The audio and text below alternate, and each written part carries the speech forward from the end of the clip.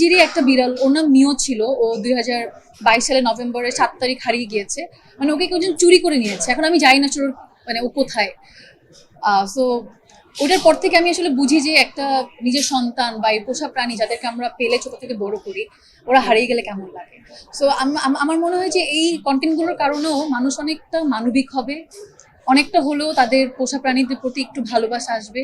রাস্তায় দেখলে আমরা যে লাথি মারি, মানে খাবার তো দেই না, উল্টা করে তাড়িয়ে দেই, এগুলো হয়তো অ্যাটলিস্ট করবে না। আসলে আমি বলবো আমার কাছে অনেক কাইন্ড লাগে ব্যাপারটা, যখন দেখলাম সেটে একটা বিড়াল আসে, সবাই ওকে টেক কেয়ার করছে, সবাই আস্তে আস্তে কথা বলছে। নর্মালি শুটিং সেটে একটু জোরে কথা হয়, একটু এইটা ধরে ওটা ধরে, তখন সাউন্ড হয়। বাট এই যে বিড়াল দুটোর জন্য, মানে দুটো কাজের দুটো বিড়াল ছিল, তো ওই কারণে সবাই খুবই আস্তে ধীরে কথা বলেছে, কোনো সাউন্ড করেনি, কোনো এক্সট্রা নয়েজ ছিল না, কেউ চিৎকার করে কেউ ডাকেনি। সো খুবই মনে হচ্ছে যে মানে এরকম শুটিং সেটে তো চাই। স্যান্ডেলিনা সো, রূপচর্চায় আভিজাত্য।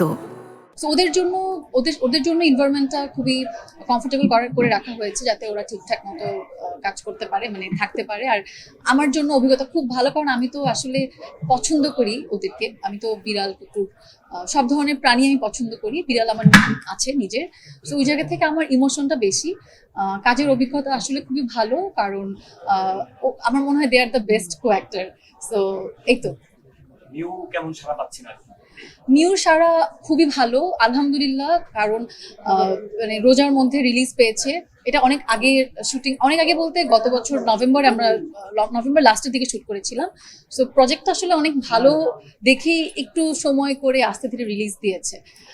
আর মিউর রেসপন্স খুব ভালো, আমি এতটা এক্সপেক্ট করি নাই। কারণ আমরা কিন্তু এর আগে বিড়াল নিয়ে কোনো কাজ আমি দেখিনি, হয়তো বা এর আগে অনেক আগে একটা কাজ হয়েছিল মিস্টার জনি নামে, একটা কুকুর নিয়ে মোস্তফা মনোয়ার ভাইয়া ছিলেন ওখানে।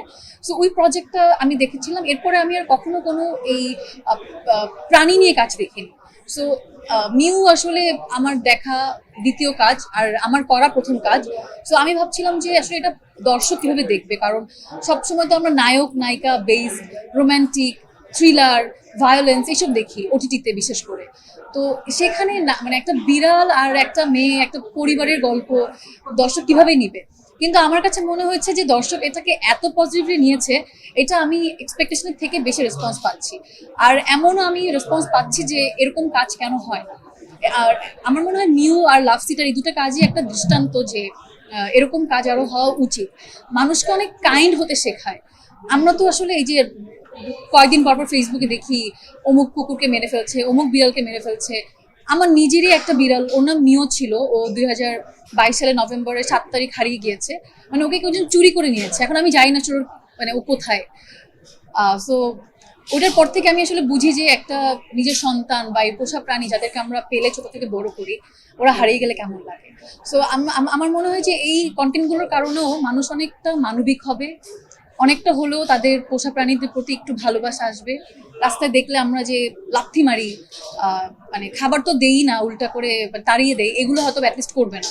আমাদের মিউ এবং লাভ সিটারের গল্পের মূল ভাবনাটা কিন্তু একই। দুইটা গল্পের দুটো জার্নি আলাদা, কিন্তু ভাবনাটা এক, মানবিকতা।